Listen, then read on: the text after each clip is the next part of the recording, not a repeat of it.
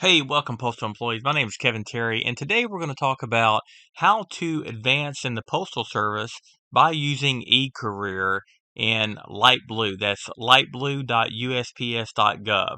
So if you go ahead and sign in, it's going to take you to the home page of light blue, and we're going to scroll down, and under Employee Apps, we're going to click on eCareer. The eCareer homepage comes up, and I encourage you to go under related info and read all of this information. It's really good. But to economize time today, we're going to try to just blow through this. So let's click on Go to eCareer now. And this is going to bring you to the personal pages. Two things that we want to look at on this are under Career Opportunities and Candidate Profile. I mean, check out every link, but eventually we're going to work our way over to the candidate profile. But for right now, we're just going to do a job search. So click on Job Search, and the job search page comes up. Now, you can search a variety of ways here, and I encourage you to play around with searching.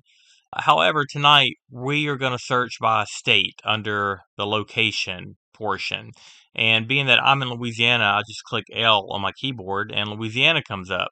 But before we go to the start search right here, I want to point out something. If you look in the lower right of your screen, you're going to see this little box right here. Click on that box.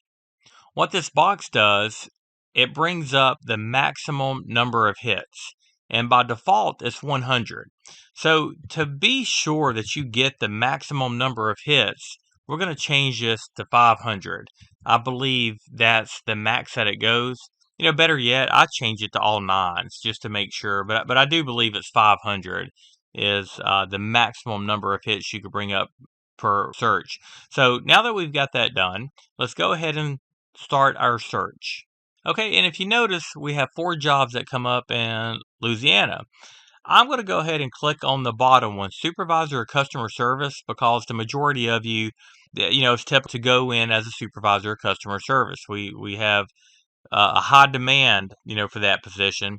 So naturally, I think a lot go this field. So let's click on this one, and it's going to bring up the job announcement. Okay, and I'm just going to click up here to change that to a one-page view and increase the font so you guys can see it a little bit better. So let's go through this job announcement real fast. If you notice, the branch is the Louisiana district. Okay, keep that in mind, because if you're from Alabama and you want to move to Louisiana, we're not even sure if you're eligible yet, but we're going to get to that as we scroll through here. So the job posting period, it says, is from January 25th to January 31.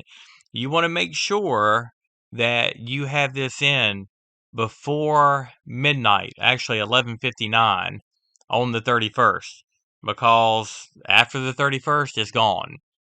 All right, and we have the job title, the facility location, it's got the selecting official, it's got the position information, it tells you the salary range, it tells you the hours, it tells you the days off, non-scheduled days, Saturday and Monday. All right, this is important. All of it's important, but pay attention to this. Persons eligible to apply. This position is posted district-wide. So I'm sorry, but if you're from another state wanting to come to Louisiana, then it's only posted district-wide, and that would be within the Louisiana district. Now, if it said service-wide, that's the whole United States. Okay, if it says area-wide, it's going to be within your area. So Texas and Louisiana are in the same area. So people from Texas could apply, but not people, say from Montana. So this position is posted district-wide. All career postal employees, including headquarters and headquarters filled units, assigned within the district of vacancy office are eligible to apply for this position. Okay, but read everything on the application. I just wanted to, point out that person's eligible to apply. You don't want to waste people's time if you're not even eligible to apply. Okay, let's go ahead and speed things up and go down to the duties and responsibilities. It's really good to read through these to get an idea of what your job duties are going to be. And you want to take these duties and kind of start thinking about what you do now.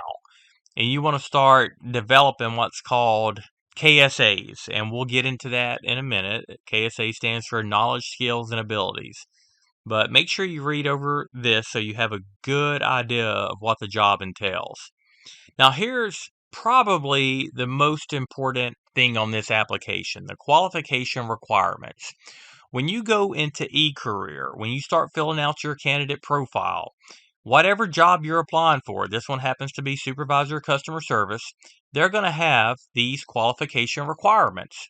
And they're different for every job. A postmaster is going to have different qualifications requirements.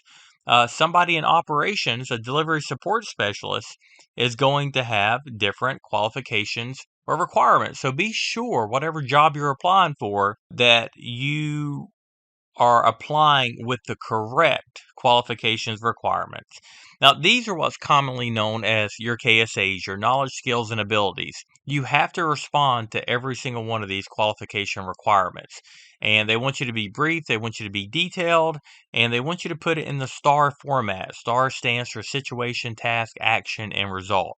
Place the responses on your eCareer profile under the Summary of Accomplishments tab. So keep that in mind. That's very important. Okay, and actually there's 9 of them. And that last one, note, effective December 26th, postal exam 642 is waived until further notice. You don't have to respond to that one, but the other 8 you do. Okay, and there's more information. I encourage you to read the full announcement in its entirety. I just wanted to point out the qualification requirements and the eligibility. So now that we kind of understand that, let's scroll back up to the top, and you're going to see continue with the application. Okay, so let's go ahead and continue with the application like we're going to apply for this job. And what we're going to do is go through tabs 1, tabs 2, tab 3, tab 4, tab 5. And this is important. A lot of people think they're done here at tab 5, but as you'll see when we progress, we're going to click here and more tabs are going to come up. So make sure you don't just end it there. So you can read over the notes, okay, but let's go ahead and go into communication data. All right, you want to verify the contact information, your telephone and your mailing address are correct. If you need to change it, there's a way to do that, but we're not going to go over that to economize time tonight. Right now, just make sure you have a really solid email in there. And one thing I would like to mention, save often. That's very important. A lot of times we get distracted and we walk away, and then if you've put in a bunch of information, then it doesn't always save. So you want to make sure you save often. All right, let's go into work experience. And most of this stuff is self-explanatory, and you'll see that I have most of my jobs in here. I do need to update my eCareer, but however, this will suffice for this presentation. This is going to come up blank if you've never been in eCareer before. Okay, so you want to make sure you add your jobs in. You want the most recent, jobs up front. And I believe you have the start date here and you can sort that way. But just when you're adding your jobs in, you want to have your most recent jobs being the first viewed. Now let's go up here. There's something very important. You got a 1,500 character limit. Okay. List your current and previous positions, details, 30 days or longer, for the past 15 years. Use the description to provide an overview of the duties. 1,500 character limit. Okay. Make sure you use the entire 1,500 characters. I mean, you're trying to brag on yourself here.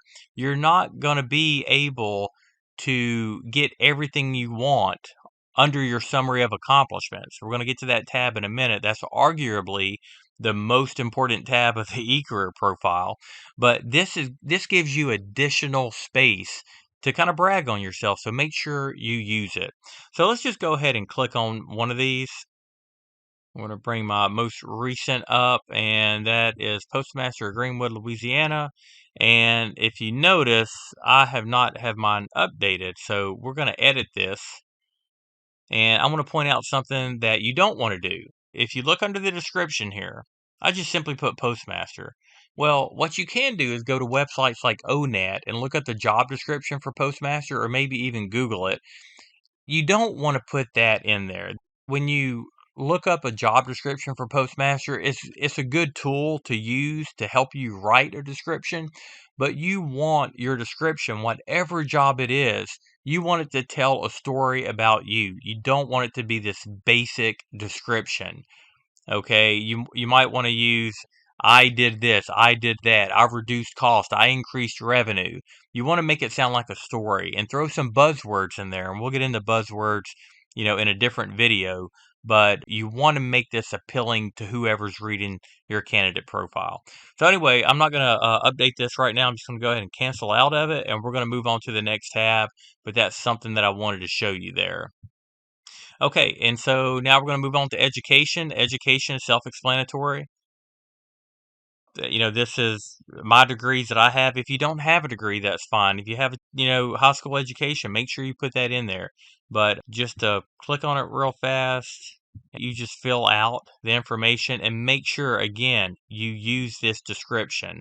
That description is important to help the reader to get an idea of all the information that you know. Okay, and again, if I was going to save this, I want to save often. I can't emphasize that enough. But for this, I'm just going to cancel. All right, now we're going to move over to training.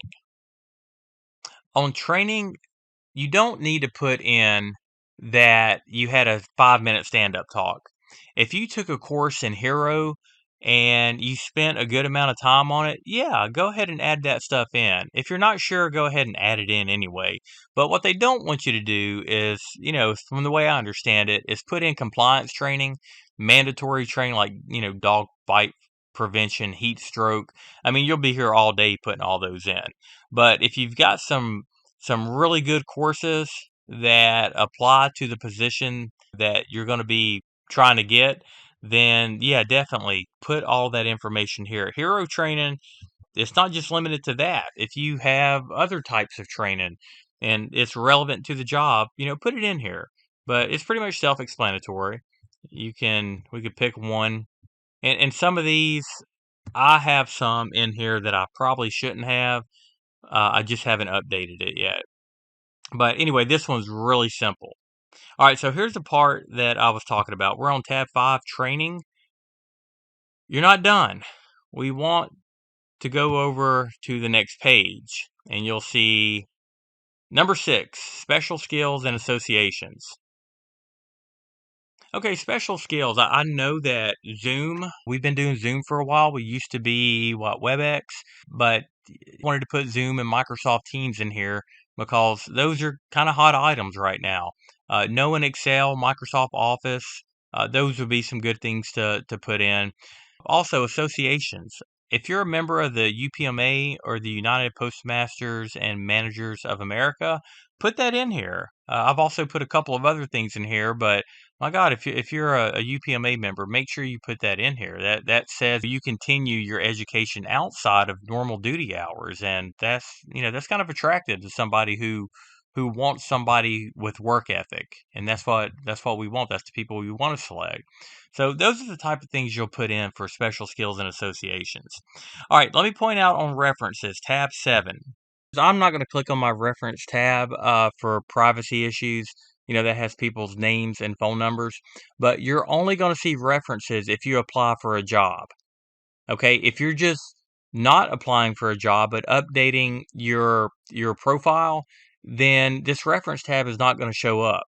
So you want to be ready to go though, right? If you see the job that you want to have all this stuff ready, and it doesn't happen overnight. There's an evolution that takes place, and you have to put it together bit by bit. Don't expect to sit down and complete this profile in 24 hours. If you have everything together, it could take weeks. It's just a lot of information. But anyway, the point that I'm trying to make on references is I want my profile ready to go. So I might apply for a job that I'm actually not interested in just to get to this reference tab and go ahead and fill that out because it will save. It just won't come up if you are updating your candidate profile and you don't apply for a job. Okay. So, kind of keep that in mind. So references, make sure you have some good solid references. Make sure you call them and say, "Hey, do you mind if I use you as a reference?"